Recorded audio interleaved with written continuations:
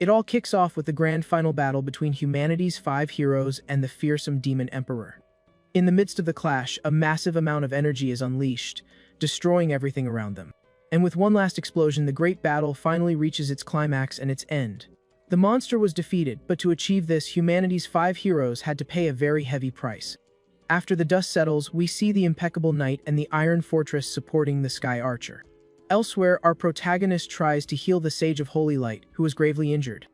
But one of his comrades warns him that the enemy's final blow wounded her, and she can't be healed. He yells for everyone to shut up and keeps trying to save her, without success. His friend then asks him to stop, telling him not to try and save her anymore because she has already accepted her fate. With a smile on her face, she says she's already satisfied with this ending as her body glows with light.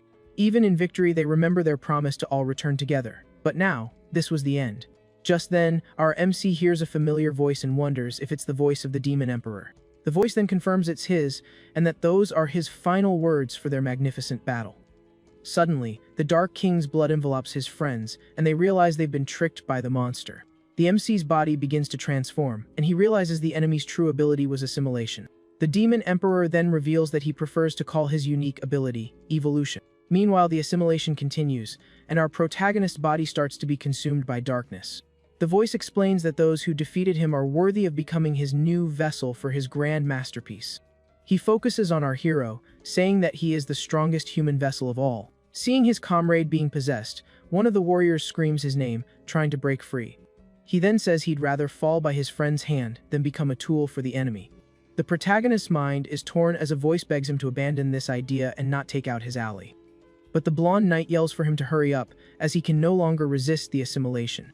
The inner voice keeps pleading with him not to let the tragedy of one brother taking down another happen. Blonde asks why his sword is trembling and if his friend can't bring himself to strike him. With a grim look, the protagonist seems to brace himself for what must be done. The monster's voice says that resistance is futile and that his right side has already been completely assimilated.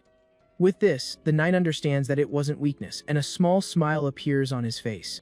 And in a swift motion, the sword's blade cuts through the air, heading towards its target. To everyone's surprise, the sword pierces through the protagonist's friend's chest.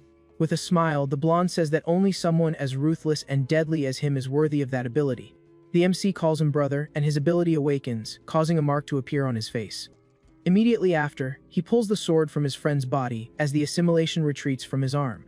The archer, watching from a distance, screams her boss's name in despair. She and the knight tell him not to let the sacrifice be in vain and to do whatever it takes.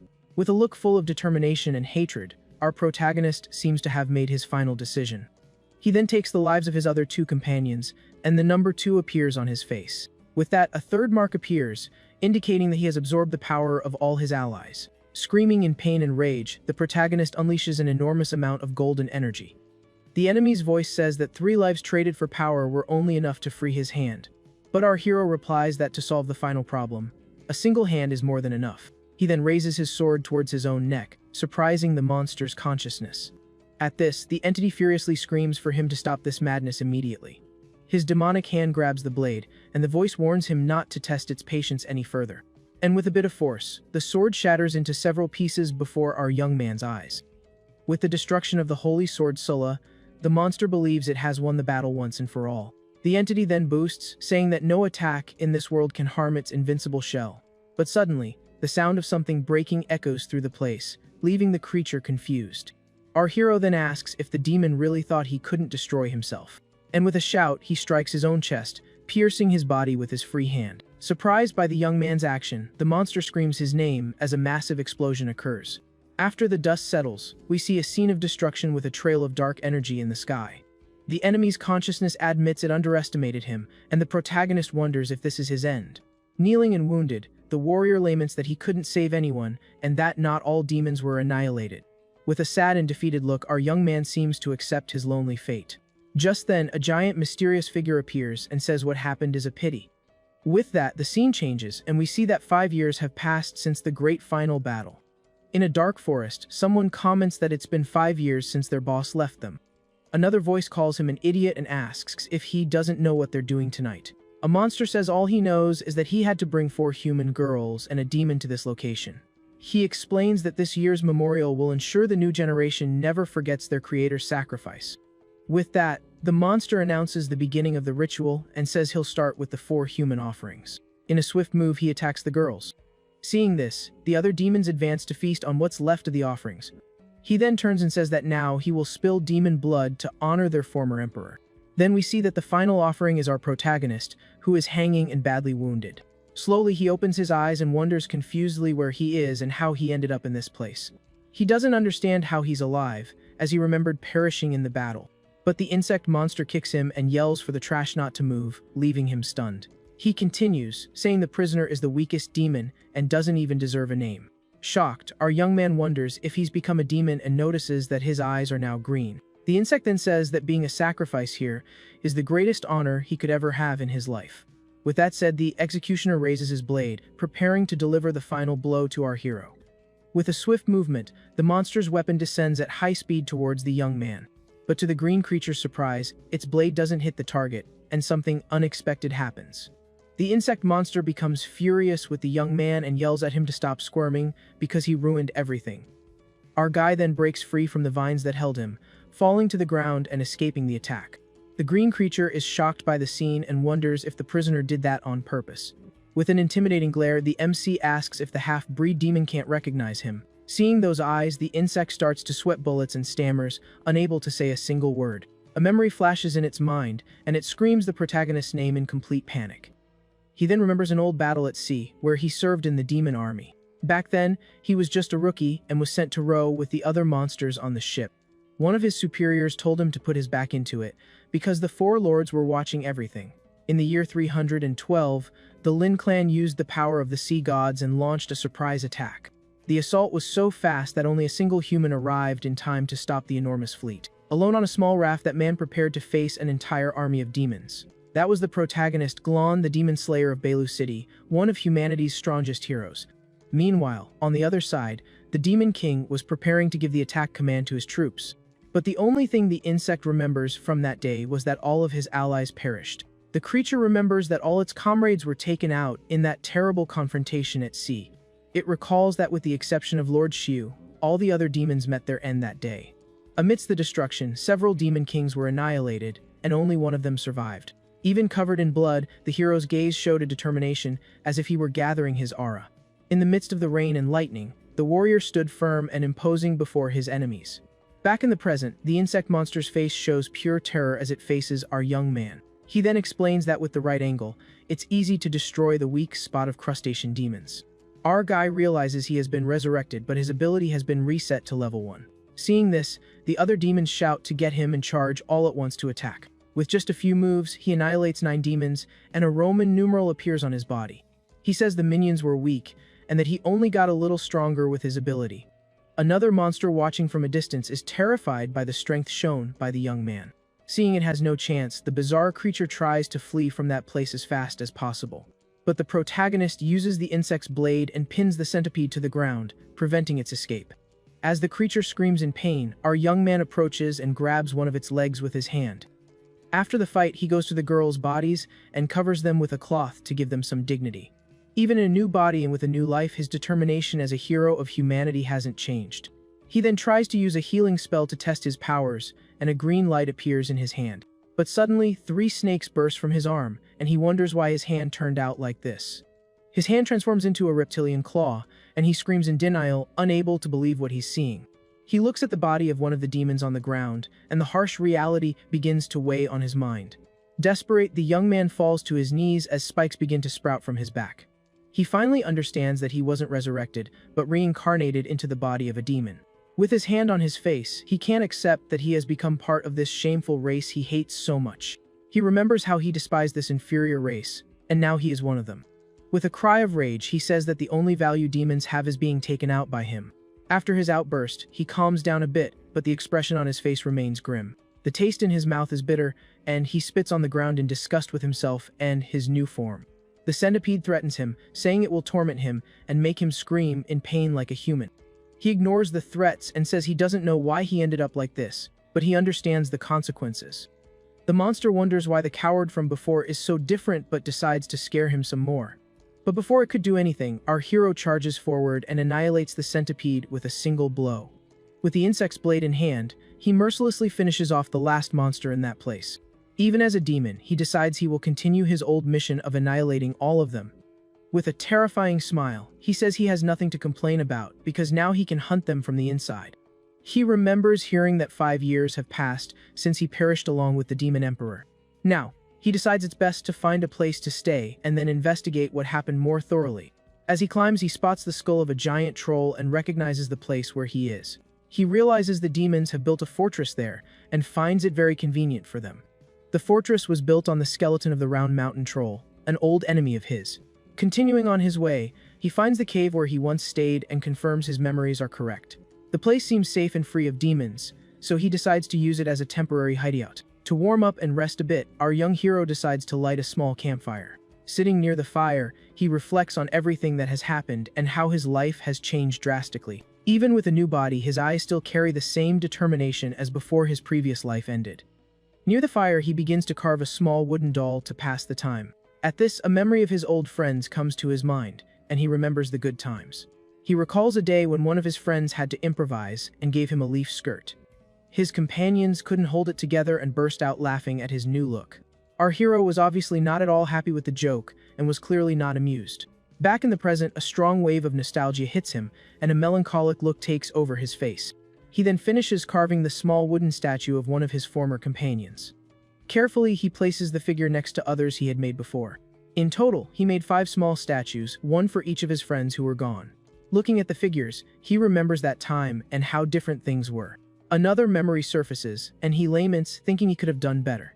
With a serious expression, he then picks up one of the small wooden statues and eats it. Immediately after, he throws the rest of the dolls into the fire to burn and turn to ash. The memories of his friends fade as the fire slowly consumes the wood. Since he's a demon now, he decides to use it to his advantage and destroy them from the inside. Suddenly, a sharp headache hits him, and he starts receiving the memories of the demon's body.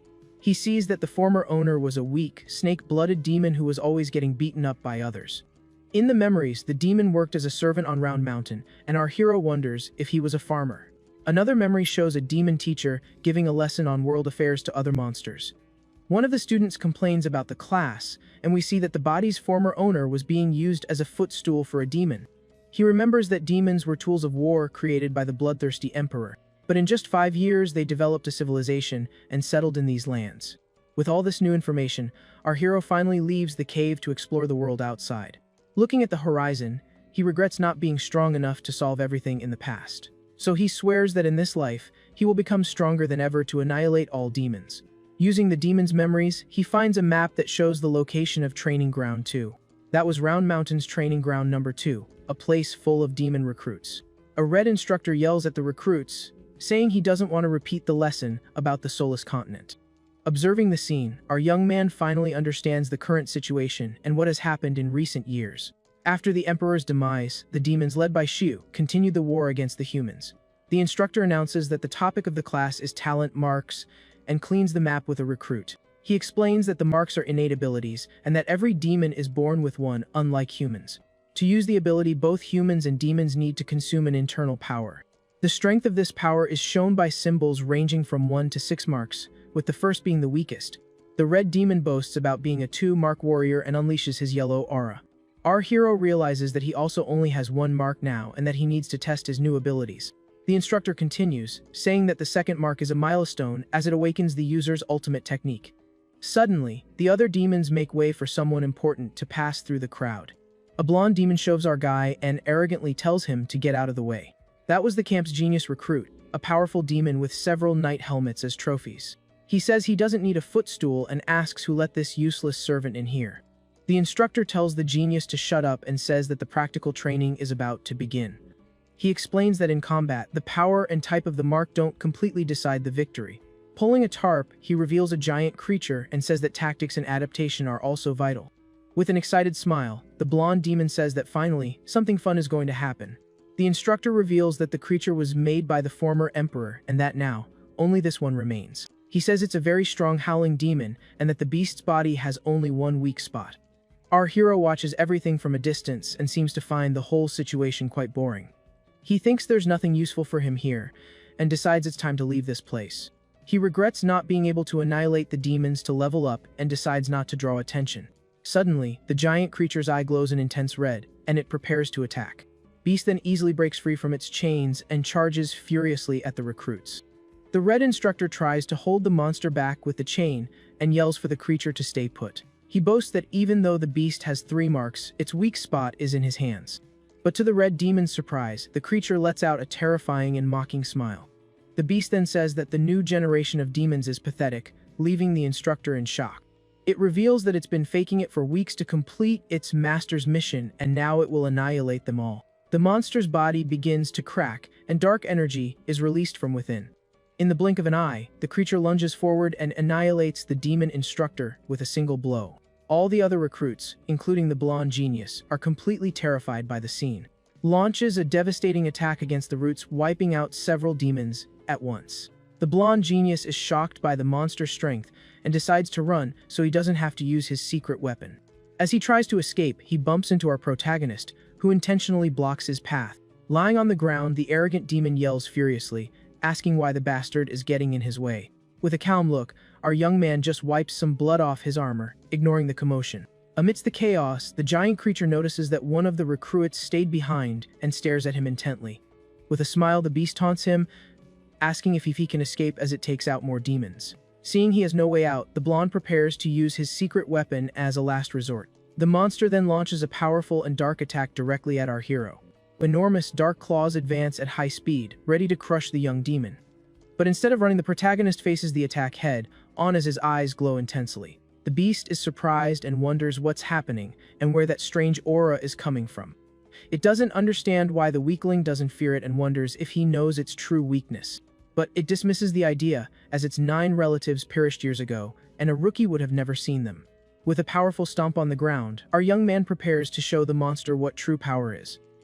The beast convinces itself that it's impossible, and that this is all just an act from the young demon. Standing amidst the destruction, our hero faces the monster with an overwhelming presence. With a dark glare, he warns that if the creature takes one more step, it will meet its end. The creature decides to get serious, preparing to show off its authority. With that, unleashes a primal power and lunges forward with a devastating attack against our guy. But our hero remains standing without a single scratch, while the blonde demon is down for the count behind him. The monster makes a swift move. Fleeing at top speed, the monster thinks the fight is too risky and decides it's better to just book it. Everyone is shocked to see the massive demon run away, and the blonde genius can't believe what he just saw. Then, our hero offers a hand to the demon on the ground to help him up. The blonde demon looks at him with an expression of total confusion, not understanding what's happening. He thinks the MC is trying to get close and says that he's a two-seal genius while the other is just a servant. With a disdainful look, the arrogant genius says he won't fall for our hero's silly little trick. At that moment, our guy simply rips off a piece of the blonde demon's clothes, leaving him stunned. He then uses the piece of fabric to wipe the blood from his hand with an eerie calm. The blondie becomes absolutely furious at his attitude and calls him a filthy farmer. Soon, the other recruits approach and ask how he managed to scare off the howling demon. One of them demands an answer, and our hero explains that he read the creature can't see stationary objects. The demons buy the lie, and one of them says the book was written by the demon slayer Garen. With a sly grin, our hero reveals he was lying, and that howling demons actually have excellent vision. The blonde demon gets annoyed and accuses the newbie of being arrogant just because he's read a few books. One of the henchmen asks if their boss is okay, and he plays it off, saying he's just tired. Then, the genius orders his 5 followers to track the MC and take him out in the most humiliating way possible. The 5 demons accept the mission with malicious grins, ready to hunt down our hero. They follow him to a secluded spot and say they've followed him long enough and it's time to make their move. With that, the 5 goons emerge from the fog, and one of them says no one will interfere with their fight. The monsters spread out in the fog, surrounding our protagonist, so he has no way to escape. They comment that his venom is weak and that a bite will, at most, just sting a little. So, the demons decide to split up to find him in the middle of all that smoke. Suddenly, one of the goons screams in pain, saying the scoundrel's snake bit his stomach. His body then succumbs to the venom, and he just explodes into a million pieces. The green spreads through the area and begins to affect the other monsters as well. With that, 2 demons scream in desperation, saying there's poison in the smoke and that their eyes are burning. Our young man's silhouette appears in the middle of the poisonous smoke as the demon screams in agony. He says he's going to use these 5 nasty things to test the applications of his talent seal. His ancient serpent bloodline gives him thermal vision, and he explains how he can now see in the dark. Furthermore, by concentrating power in his arms, he can create snakes to attack his enemies. The demons wonder what happened to their friends, and our MC reflects on his newfound tactical flexibility. Suddenly, the leader of the demons lets out a powerful howl, preparing for combat. At that moment, our hero finally emerges from the smoke. The red demon taunts him, saying he's nothing without the fog, while his brother threatens him. The monster charges at high speed, ready to deliver a devastating blow. He readies his blade arm for a powerful attack that slices through the air. The demon continues his move with a furious expression, ready to finish our guy off once and for all. Watching the scene, the other monster is impressed by the power displayed by his brother. But our protagonist remains calm, analyzing the enemy's every move with his eyes. The monster's blow approaches rapidly, seeming impossible to dodge or defend against. To everyone's surprise, the MC dodges the attack and lands a brutal hit on the demon. The surviving demon is completely paralyzed with fear by what just happened. Seeing he has no chance, the creature surrenders and begs for his life, blaming the blondie for the orders. But our protagonist doesn't seem the least bit convinced by his lame excuse. Desperate, the monster offers to lead him to the blondie's secret cave, which must hold precious treasures. The MC thinks he can use the treasures to evolve and decides it's worth checking out. So, the two walk through a forest, and the monster announces they're almost there. Reaching the edge of a cliff, the creature points to a cave hidden behind the waterfall. But before the monster realizes it, our hero grabs him from behind, sending the creature into a panic. The MC uses him as a human shield and throws him straight into an arrow trap. With the path clear, our young man thanks the creature for disarming the trap for him. The cave is a deep pit filled with arrows, with a small chest waiting at the end. Meanwhile, at the mountain fortress, a demon prepares to give a report. He informs his leader that a howling demon was scared off by a simple snake servant. The territory's leader, named Bone Crusher, hears the report and finds it all very interesting. Back in the cave, our hero picks up the chest and wonders why it's the only box there. Inside the box, he finds a small pouch, but a voice yells at him to drop the item. Suddenly, the blonde genius appears in a swift attack and manages to snatch the pouch from our young man's hands. Furious, the arrogant demon yells at him, asking how he dares to touch his precious things.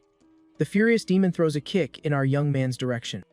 Our hero dodges the blondie's attack, who then falls to the ground, crying out that his leg was injured in the attack. The blonde genius is shocked and wonders why he's so different from before. He realizes he can't fight head-on and needs to retreat so his leg can heal. So he decides to fall back and flies away at high speed to escape the fight. We see the blondie fleeing at top speed. Standing under the waterfall, our young man notes that it was another avian-type demon. Alone in the cave, he seems thoughtful, reflecting on what just happened there. In that moment, a dark memory of other avian demons suddenly surfaces in his mind. We see our hero's feet as he decides he must go after the blondie. He then runs at high speed through the tunnel towards the blonde demon. With a look of rage, he prepares to eliminate the demon. Shouting, our hero says that avian demons deserve to be wiped out the most. He catches up to the blonde demon in mid-air and attacks him with a powerful punch. With the impact, the two begin to plummet at high speed toward the lake. Even in freefall, our young man lands a devastating punch right in the enemy's face. The blondie then uses his claws to land a brutal blow on the MC. But he ends up kicking him, sending him flying into the water. Our hero then lands gently on the lake, as if it were nothing. The blondie taunts him, saying he was unlucky to fall into the bile lake. Suddenly, something begins to move under the water's surface, getting closer. With that, several strange creatures emerge from the bottom of the lake and surround our young man. The creatures grab him from all sides, but he doesn't seem the least bit worried. The blondie explains that those bugs will devour him until there's nothing left. He reveals that the lake was formed by the bile of a very powerful demon clan. Being pulled under, he bites one of the creatures with all his might. With this, he begins to absorb the creature's energy to increase his own power. He breaks free from the creatures with a blast of power, leaving everything around him destroyed. The blondie is surprised by his strength but quickly regains his composure. He says that even if the protagonist is strong, he'll never be able to finish off all the insects. Then our young man launches an attack with his hand, and several energy snakes surge toward the blondie.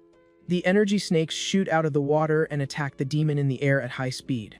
He dodges and slices through the snakes with his wings, mocking the attack speed. He continues to taunt, saying that at this speed, our hero would be lucky to haul manure. The demon continues to dodge and cut the endlessly appearing energy snakes, saying that our young man's snakes are too slow and are, at best, good for tilling the soil. The The blondie warns that he'll be slowly worn down to nothing and calls him a filthy farmer. Suddenly, all the insects in the lake gather together, forming a giant, weird ball. The energy snakes fuse with the ball of insects, creating a bizarre creature. The bizarre creature soars into the sky at high speed, surprising the blonde demon.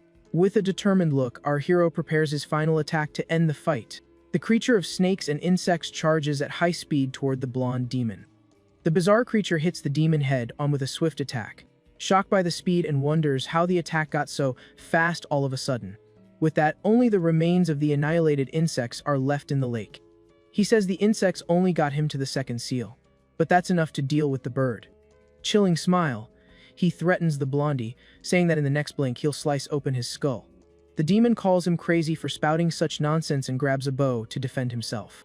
Then our young man advances at an incredible speed, leaving the enemy completely surprised. The blondie yells not to be underestimated and charges his arrow with a powerful purple energy. He reveals that it is Lord Shu's magic arrow and that fate has saved it for this very moment. He fires the arrow, unleashing a blast of energy toward our hero. The blondie seems confident that his final attack will hit its mark. But to his surprise, our protagonist simply stops the arrow with his bare hand. Energy serpents emerge from his body, and the blondie doesn't understand what's happening. The serpents then envelop our young man and the magic arrow in a completely bizarre scene. They form a cocoon around him and fall back into the water. Slowly, our young man's hand emerges from the water, surrounded by a mysterious purple energy. The blondie watches from the shore, confused, wondering if his deadly arrow managed to finish him. Suddenly, a pink-haired demon appears and runs over worriedly, asking if her brother is okay. She says she followed the trail of feathers, and he reassures her, saying he just dealt with a petty thief. He then looks at the pouch in his hand.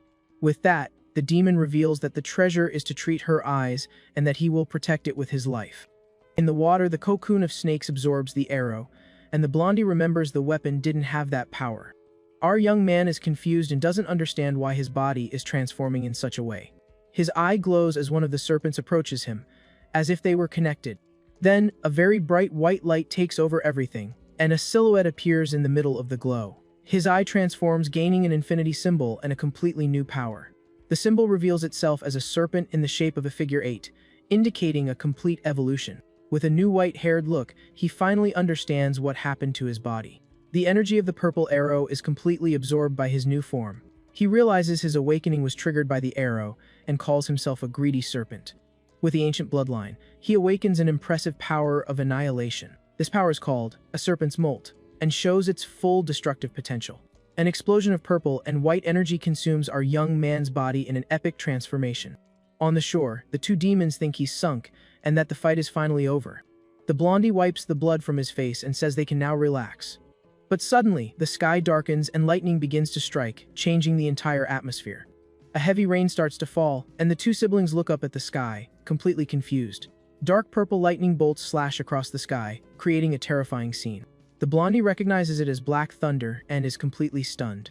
The lake water begins to bubble and glow with an intense purple light. A huge explosion of energy erupts from the bottom of the lake, illuminating everything around. The shockwave from the explosion nearly knocks over the two demons as they shield themselves. The blondie says something jumped out from within the lightning, and his sister asks what it is and where it is. She points to the middle of the lake with a look of fear on her face. In the middle of the lake, a statue emerges with our hero on top of it, in a new form and with new power. The blonde demon can't believe what he's seeing and is in total shock. Our hero appears in berserk mode, now with white hair and an imposing aura. The two siblings watch his new form with fear and prepare for the worst. Our young man reveals his new form, called Fierce Thunder. He admits his mistake to be deceived before. But now everything will be different.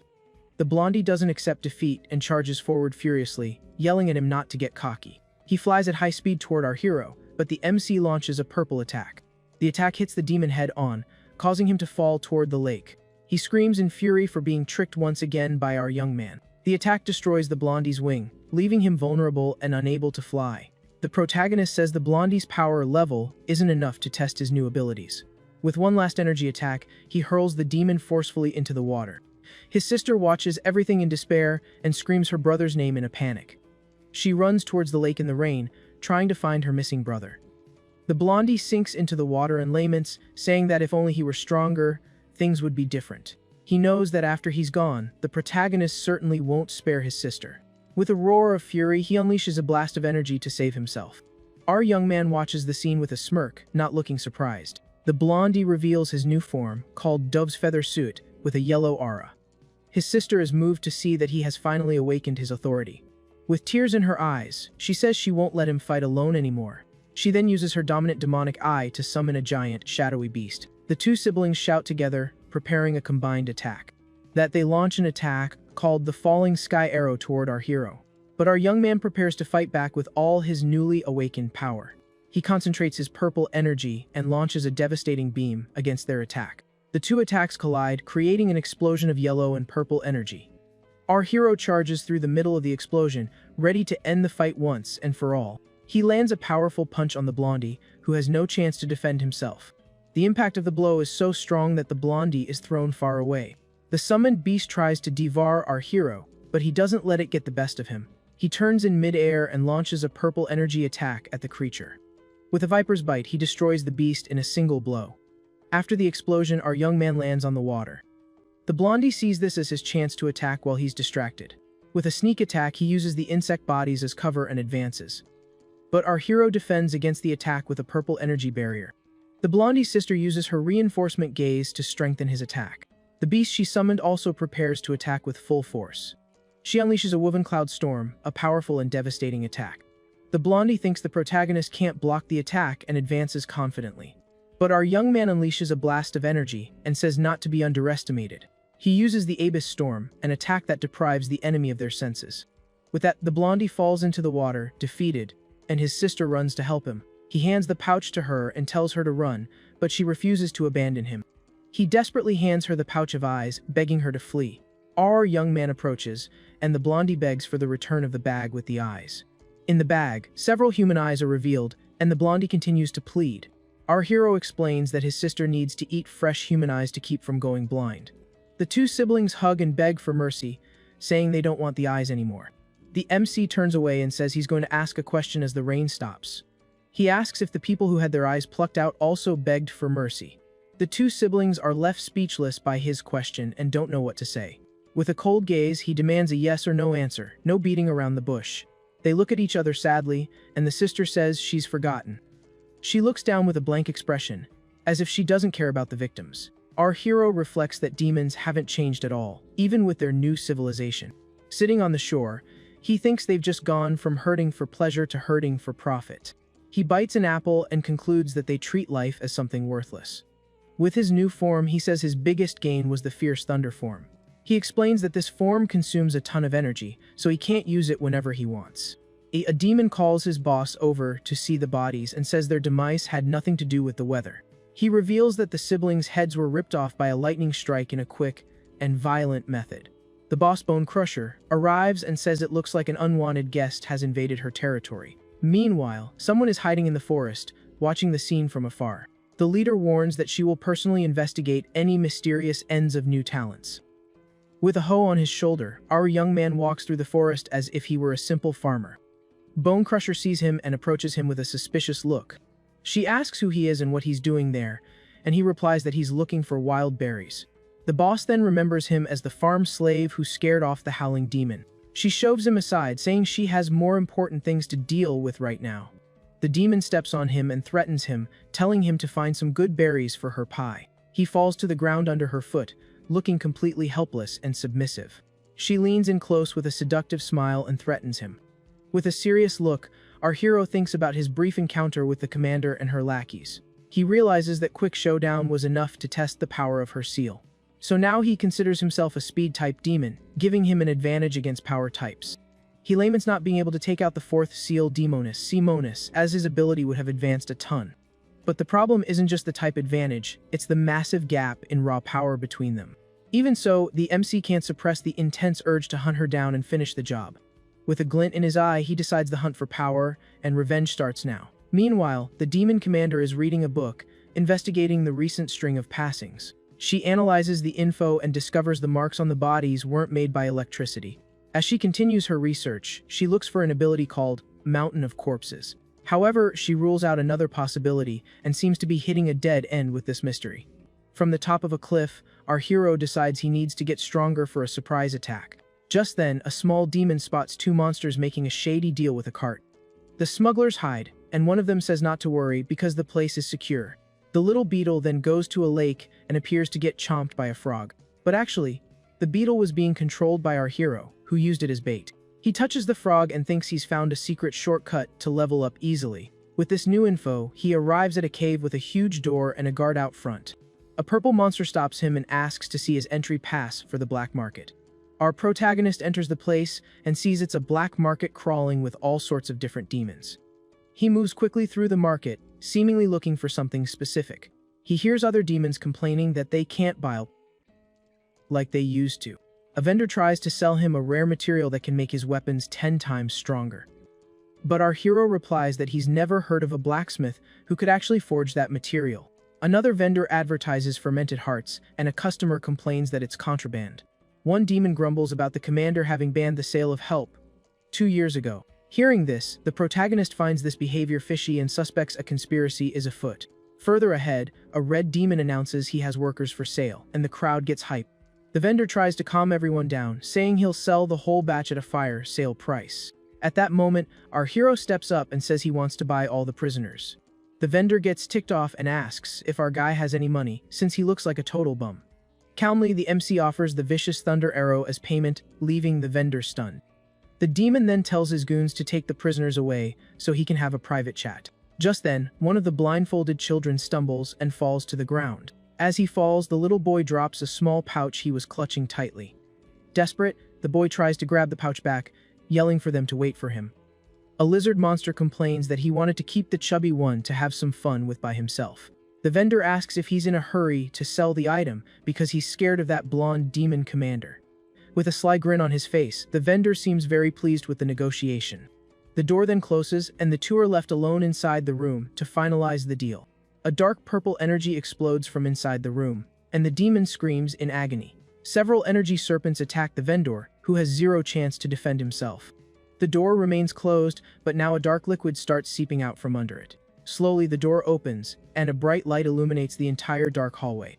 Our hero then walks out of the room with a glowing necklace and a determined look.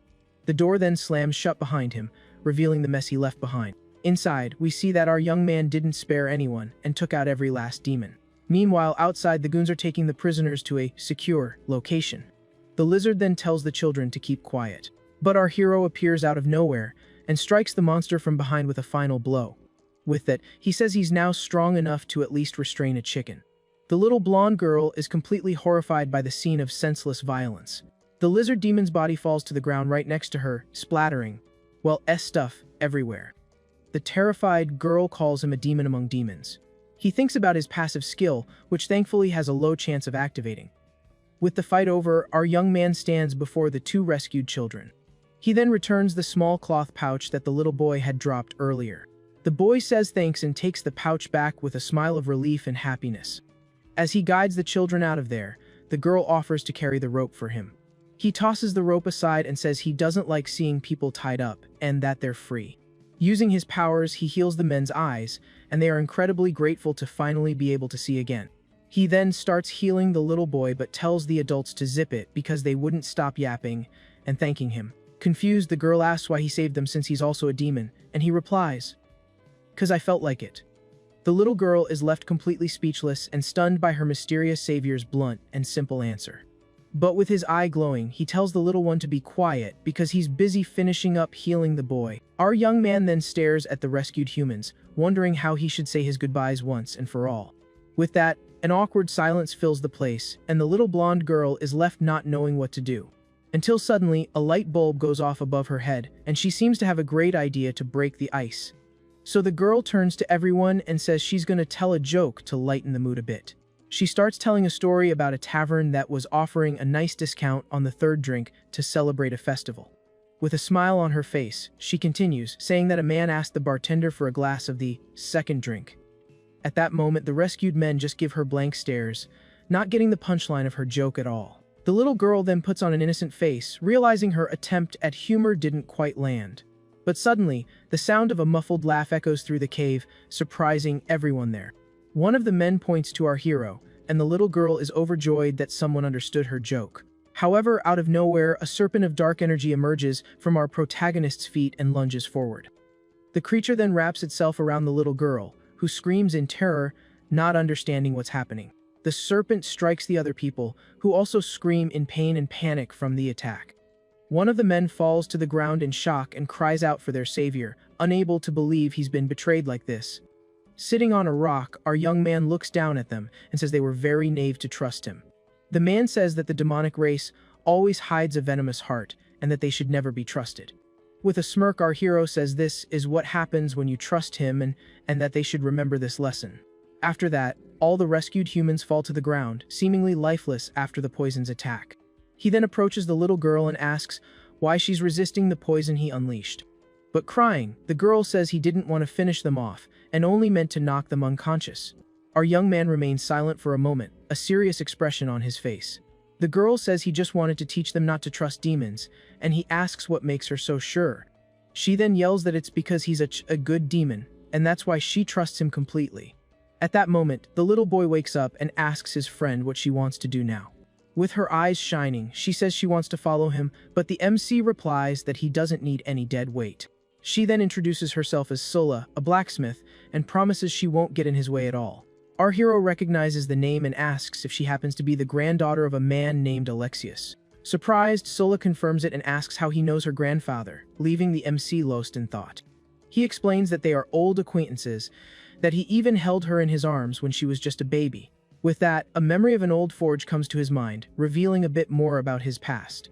In the memories, we see Alexius, Sulla's grandfather, saying that he doesn't forge swords for those who harm their own or the innocent. With a serious and suspicious gaze, he stares intensely at our hero from that time. The blacksmith says the MC reeks of blood and that his seal of talent can still smell it, even after all these years. He then tells our young man to leave, but the MC reveals that Sister Dia sent him to find him. He then says he wants the steel sword the blacksmith is forging, and the old man asks if he's with this sister. Our hero then just confirms with a brief nod. Alexius is silent for a moment, a serious expression on his face as he sizes up the situation. He then agrees to forge the sword, saying he'll repay a favor he owed her with this weapon. Old man Alexius shows a small statue he received from the sister and says he plans to use it as the handguard for the blade. Our young man asks when he can pick up the sword, and Alexius tells him to be patient as it will take a few days. He then mentions he needs to call a scholar to bless the birth of his grandchild, who is on the way. The scene changes, and we see our young man kneeling in the middle of a cold, desolate, snow-covered landscape. In the background, we see a completely destroyed house and a sword stuck in the ground. Alexius then appears holding a baby, and our hero approaches to ask where his sword is. The blacksmith points to the weapon stuck in the snow and tells the warrior to go get it himself.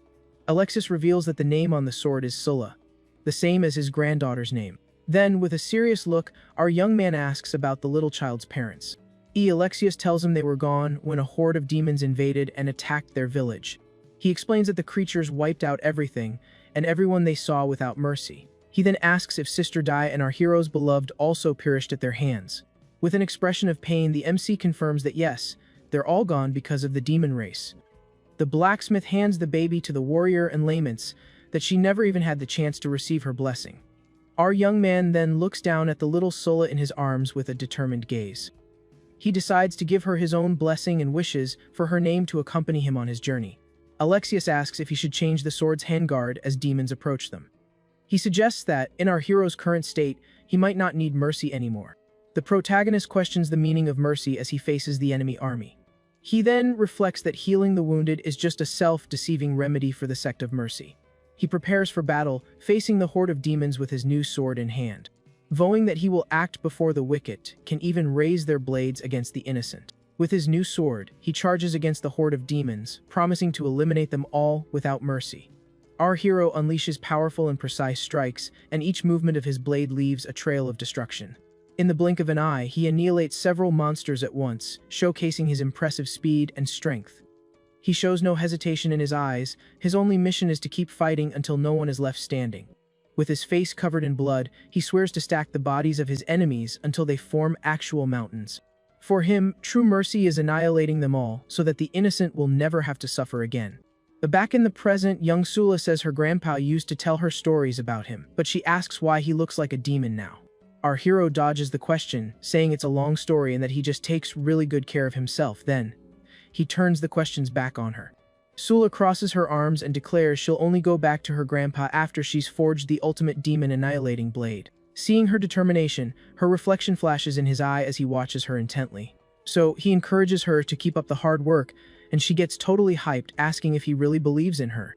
With a thoughtful look, the protagonist says that having a passion is a good thing, and he's even a little jealous of it. Afterward, he writes a note for the humans, introducing himself as the Vampire Knight and leaving them instructions. With that, he leaves the humans passed out on the grass so they can safely be on their way when they wake up. Upon waking, one of the men finds the note and shouts excitedly that they were saved by the legendary Vampire Knight. Following the instructions, the rescued humans get dressed and begin their long journey toward freedom. The little boy still seems to be in disbelief, asking if everything that just happened was actually real. Meanwhile, our hero returns to the cave and says he took care of a few demons. Sula then proudly shows off the simple forge she built herself, saying it was a piece of cake to put together. But she laments that the best material is in an occupied mine, so she has no way to put her real talents to use. Our protagonist hands her a rare, golden material, leaving her completely stunned. He says he grabbed the material earlier, and Sula excitedly praises him, calling him a master thief. Our hero then asks if she knows how to forge that steel, and Sula brags, saying she's one of only 3 people in the world who can. His expression turns dark when he hears that the third blacksmith is the current demon king of war, Agricola. She explains that this king is the strongest in history, and that there are only 6 weapons made from this material in the entire world. Lost in thought, he realizes he needs to get stronger as fast as possible to deal with this new threat. Sula then asks where he's going, and our hero replies that he's going to continue his hunt to get stronger. Elsewhere, a demon reports to his boss that there were no survivors at the black market, which sends her into a rage. The boss relaxes in a hot spring and orders them to hang the bodies in the square as a warning to everyone. The lackey asks how they're supposed to find the culprit, but the boss just tells him to shut up and get back to work immediately. She then threatens him, saying that if the farm slave's breakfast is subpar the next day, they won't live to see another. She sinks into the water, thinking she's really craving some high-quality sugar. Meanwhile, some demons are talking about the situation, and one of them thinks it must be bandits from other territories. Our boy overhears the conversation, and one of them mentions that the boss would notice a high-level demon unless they were disguised. Realizing the monsters are on high alert, his hand glows with a green energy as he plans his next move. Near a group of monsters, he concludes that passing himself off as a weakling is a much better way to level up. A couple of demons find the body of another one of their own, commenting that this has been happening a lot lately. Our boy hears them and reflects that he wasn't the one who took that guy out, so something weird is definitely going on. Walking through the village, he wonders if there's another predator hunting demons in this area besides him. With his sharp instincts, he suddenly stops, sensing that he's not alone. His eye glows intensely as he focuses his attention to detect the mysterious presence. He then scans the abandoned village, trying to pinpoint where that strange feeling is coming from. Just then, he glances down an alley and notices a suspicious silhouette moving in the darkness. He finds it odd that someone would be following a simple slave, and it's definitely not to learn how to farm wheat. With that, the mysterious figure steps out of the shadows, and our hero braces himself. In the blink of an eye, the cloaked figure lunges forward, throwing a powerful punch right at our boy. Soon as our boy dodges, he throws a punch back at the enemy. But the enemy's defense is so strong that our hero shatters his own hand on impact. He's blown away by the enemy's defensive power. Seems completely unfazed by our boy's punch. As the enemy stares him down, our boy quickly shatters the wooden support holding a water basin on the roof of a nearby house. The enemy sees that the water is about to fall right on top of them. Taking the opportunity, our hero rushes toward the enemy to attack. The enemy is surprised he can still attack after taking that hit. The enemy says he overestimated him and blocks our boy's attack. The protag then unleashes a purple energy from his hand, preparing for an assault. Suddenly, this energy erupts and shoots toward the surprised enemy. The force of the attack is so powerful it obliterates the ground where the enemy was standing. The explosion of purple energy spreads throughout the village, destroying everything in its path. He wonders if the enemy withstood the blow, increasing the density of the power in his body. The two then face off in the middle of the destruction, surrounded by auras of different colors. The enemy's cloak begins to dissolve, appearing as if it were made of water. The mantle then melts completely, falling to the ground and breaking apart. With that, only the tattered remnants of the cloak are left behind on the village floor. The enemy reveals herself and says she won't pursue him because she knows she can't catch him. The villainess thinks he's dangerous and wonders if she should finish him off, or, if she ever captures him, turn him into her little lapdog. Far away, our boy reflects that for now, he can only scratch her, and that he'll need a new way to defeat her for good. A curtain of smoke appears. A vision of Sula in danger flashes through his mind, making him worried. As soon as his vision clears, he calls out Sula's name. Why she didn't build a chimney. Sula realizes the heat is getting too high and runs desperately toward the forge to fix the problem. With a sweaty and focused expression, she holds the hot metal with a pair of tongs, giving it her all. Amidst the smoke, she continues her work at the forge while our hero watches her intently. Our boy asks if the sword is for him. Sula says yes, shows him the finished blade, and says she made it a good size for him, since he's still kinda weak. Back in the present, Sula is super pumped while forging the new sword for our hero, and she says it's her masterpiece. Sula tells our young man that Geelong would be proud of how the sword turned out. The new, wave-patterned blade is finally revealed, glowing with an intense golden light. He then holds the new weapon and praises the girl's work, saying she did an awesome job with the forging. He then asks about the guard hilt and pommel, but the young woman says she doesn't have the right materials for those yet. Our hero then wraps a cloth around the blade and replies that, for now, this is more than enough. Looking at the newly crafted weapon, he asks if little Sula has given it a name yet. She says that since the greatsword was named Sula, this one should be called Little Sula, and he agrees. Right after, we see what the weapon will look like when it's complete, with a sinister green aura surrounding it. He says that, as expected of an angsty steel sword, his body can barely wait to absorb it like an offering. But he controls his instincts and says it's not time yet, as he needs to wait for the sword to be complete before it can evolve. At that, Sula raises her hammer full of determination and says she's going to work really hard to finish the weapon. She asks if he can use his sword technique, but he says the place isn't tall enough for that. The next morning, Sula is sleeping and drooling, completely knocked out after a long day's work. Until a delicious smell fills the air and wakes her up, as she mumbles that the aroma is amazing. With her mouth wide open, Sula stares at a huge fruit pie on the table. She asks how he knows how to make that, and he explains that he learned at the Royal Academy. We then see him placing one more fruit on top to decorate the dessert. Our hero takes the pie elsewhere, and two guards say they're going to get wine for their chief. He then enters a hall where the territory's commander is waiting for him, lounging on a sofa. Their eyes meet, and he looks dead serious while the demoness smiles mischievously. As he gets closer with the tray, the commander says it's a long platter and asks to see the goods. She then praises him for being clever and for serving himself up to her on a silver platter. The demoness repeats that he's very smart as she leans in to eat the pie. Just then, she turns and shouts down to the guards below to bring the wine immediately. In this moment of distraction, our hero attacks using his fierce thunder form. The commander is in shock, with a cut on her face, and recognizes the angsty steel sword. He threatens her, saying she won't be so lucky with his next strike. To defend herself, the chief summons a large golden shield called the Aegis of Dawn. Our young man thinks that, just as he imagined, she has a defensive talent seal and wants to test it further. The commander says a surprise of this caliber isn't to her liking and prepares for battle. Our hero then scoffs, saying that maybe he didn't put enough honey in the pie for her. With that, he charges forward with a purple energy attack that violently clashes against the golden shield. The impact of the collision generates a massive explosion that destroys everything around them. The two are locked in a power struggle, their weapons and auras clashing. The commander then smiles confidently as she prepares to counterattack. Using the tip of her shield, she launches a blow called the Twilight Strike. The demoness's attack shoots forward and hits our hero square in the face. The blow leaves a small wound on his face as he's pushed back. He then counterattacks with such force that the impact creates a shockwave. The impact hurls the demoness across the hall, while she holds her ground with her protective shield. She thinks that our hero is attacking recklessly, and that his power will run out soon. Our hero realizes his sword is weaker than her shield and thinks of a new plan of attack. A burst of purple energy. He launches a lightning net from the ground as the chief watches. The commander scoffs at his attack, calling it a cheap trick, and leaps over the lightning net. He recognizes the technique she's using to protect herself. A skill developed by his old friend Faye. With this realization, he becomes furious that she stole his friend's technique and dares to compare herself to him. The demon chief doesn't understand his anger and asks why he's so ticked off about it. She then lunges forward once more with the tip of her shield, preparing a piercing blow. The strike hits our young man dead on, piercing his chest and wounding him badly. Even injured, he manages to back away as her weapon transforms into a giant spear.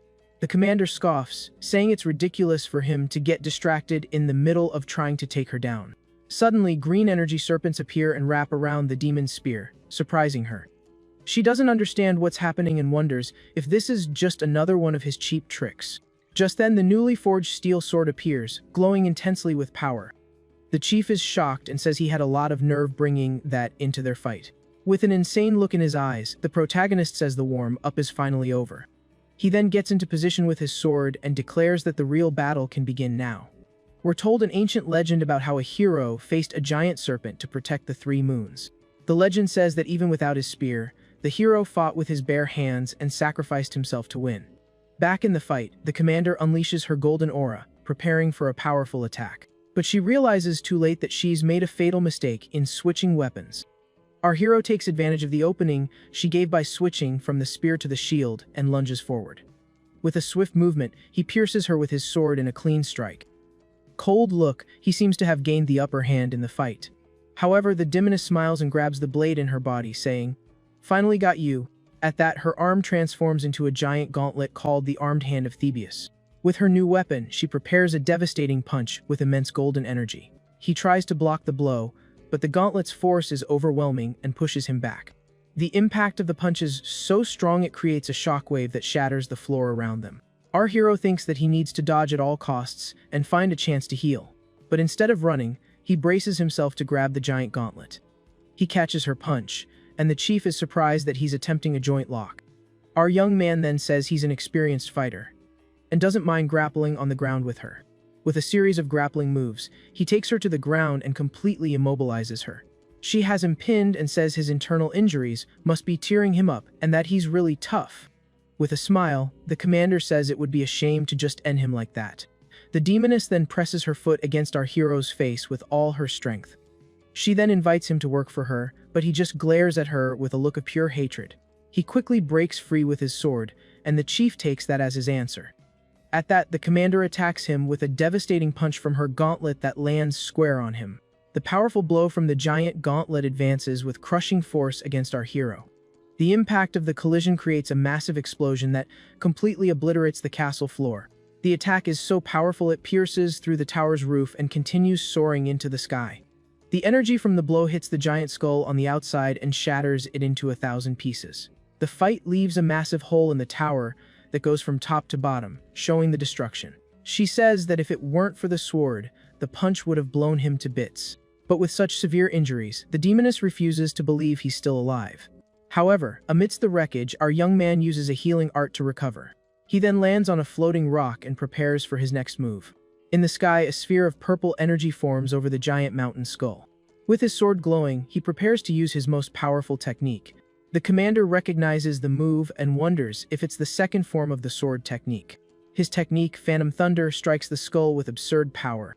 Furious, the demon chief yells at him and prepares a counter attack with her gauntlet. She then meets his attack with her fist, which is glowing golden. The two powers collide in an explosion of energy. The collision is so strong it engulfs the entire fortress in a blinding light. But after the dust settles, we see that the tower was severely damaged by the impact. Inside the ruined hall, our hero emerges from the smoke and rubble. He's back in his normal form, with a calm expression and tattered clothes. His green eyes shine with unwavering determination. Emerging from the smoke, the chief says that his attack almost finished her. The demoness then reveals that in 2 years, he was the first to force her to use this technique. She reveals her innate seal, the Immortal Battle Banner, which absorbs and redirects any attack it receives. Our hero is stunned and wonders about the power of that Immortal Battle Banner.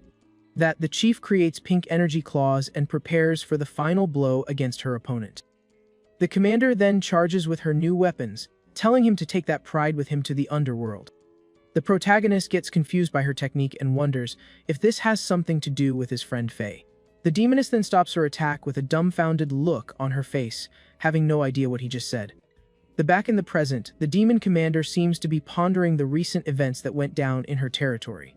Our MC then takes off the bandage wrapped around his neck. A little while back, there's this group of adventurers talking about the legendary hero they're supposed to meet up with. Just then, the girl in the group spots a strangely round mountain peak off in the distance. Suddenly, that so-called peak starts to shake violently and lift itself off the ground, catching everyone completely off guard. Turns out that was no mountain. It was the head of a giant monster with glowing red eyes. And just like that, the massive round mountain troll gets to its feet, revealing its gigantic body to the heroes. But instead of attacking, the monster grabs its own head and starts screaming in pain. They're all confused as the creature's head starts to get pointy. One of the warriors recognizes the attack as the legendary Heavenly Fall Sword technique. Right after, a powerful slash of energy cuts clean through the creature's head. A beam of light shoots down from the sky, completely piercing the giant creature's skull. Then, the enormous creature begins to topple over. That massive giant, looking like something straight out of an anime, comes crashing down, completely lifeless. At that moment, the mysterious saintess appears, wielding a powerful golden energy. The mysterious figure creates an energy barrier, shielding the group from the impact of the massive fall. With the troll's body now on the ground, a huge shockwave sweeps across the entire battlefield. When the dust finally settles, the monster's giant head is lying motionless on the ground. In the distance, the group of adventurers stares at the carcass of the creature that was just obliterated.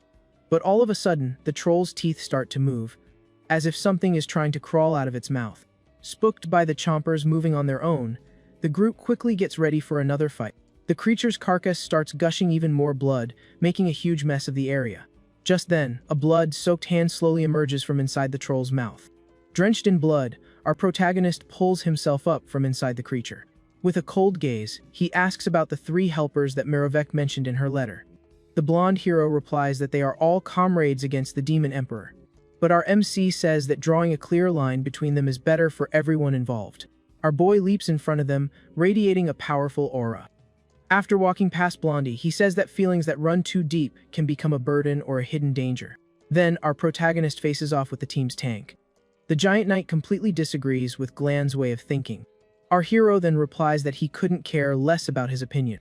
With that said, he simply turns and walks away. The blonde guy then asks the big fella to forgive him, explaining that the kid has a difficult personality.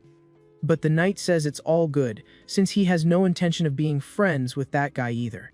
Elsewhere, the purple-haired demon sees someone and asks, "Is that really you?" Turns out she's staring at our hero, who's looking a lot cleaner now. Our protagonist confirms it with a simple yes and a slight smile on his face. The demon girl gets super happy and hugs him tightly, shouting that he's alive too. Overcome with emotion, she leaps into his arms and holds on for dear life. Our boy then asks why she's crying, saying she wasn't like this before. She says she never thought she'd be able to see a comrade again. Glenn gets a sad look on his face and apologizes, saying if only he had done better. Just then, 2 demons appear at the door and ask what's going on. The 2 monsters see their general on top of our hero. She tells the 2 to get out and says she's going to rest to get her strength back, so they just obey. The 2 leave, looking pretty suspicious.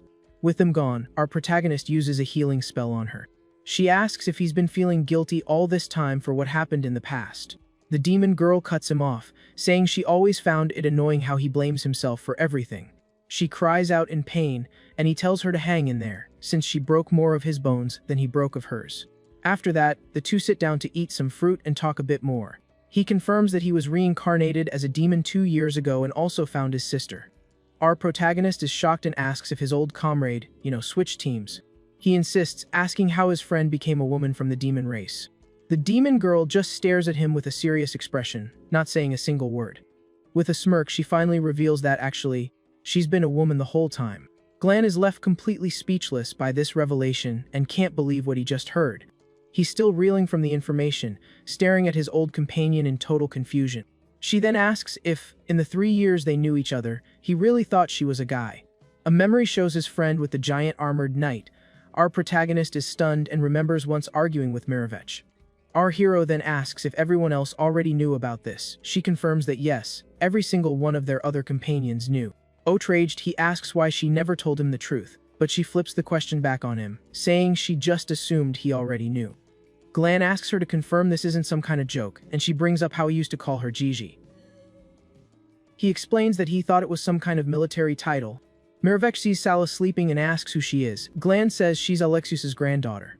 She then turns and notices some small wooden figures on top of a barrel. She starts counting the figurines and realizes that one of them is missing from the group. She also spots a few things on the floor. She then picks up the objects from the floor. Our protagonist replies that they're to remind him to be better in the future. With a determined look, our boy vows that he will eradicate evil and protect everyone. But his companion just starts laughing, finding his promise pretty hilarious. She doubts he can pull all of that off by himself, with no help from anyone. But then she says that when it comes to taking out the bad guys, he can count on her help. With that, the two seal their partnership with a firm handshake. This gesture shows that they're back together again, ready to face whatever comes their way. A moment later, the figures on the barrel are complete, symbolizing the old group. The 5 wooden figurines represent the old group of heroes, finally reunited. Sitting on a cliff, they talk about the last 2 years, and what's been happening. They talk about the kingdom, and she says the current demon king couldn't care less about anything. The demoness mentions that sometimes her monster instincts try to take over. Our protagonist agrees, saying that his demonic nature has changed him a bit too. This gets his companion curious, and she asks how he feels different. Glenn explains that his personality has become calmer, and he has fewer ideas for battle strategies. This answer leaves Mirevech completely baffled, making a pretty funny face.